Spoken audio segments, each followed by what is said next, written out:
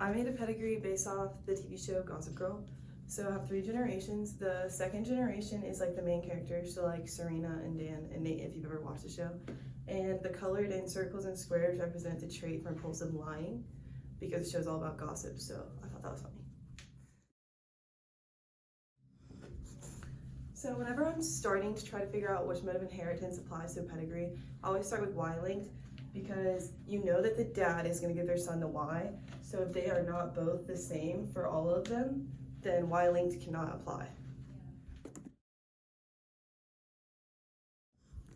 The next mode of inheritance that I like to knock off really fast is usually X-linked recessive, because you can tell by if a mom does not give the gene to her son that is not X-linked recessive, because this means that the mom has both recessive traits, so she'd have to give it to the son, but you can see that this does not apply here.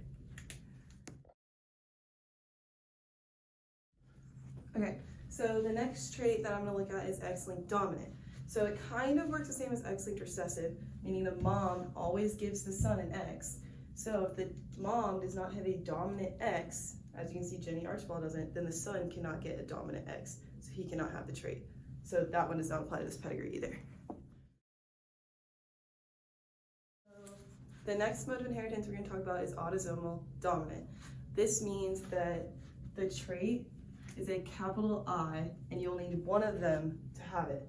So the reason you can tell when this one doesn't work if 2 of the parents do not have the trait and one of the kids does, because that means that they're both little I, little I, little I, little I. So where the heck did Serena get a big I from?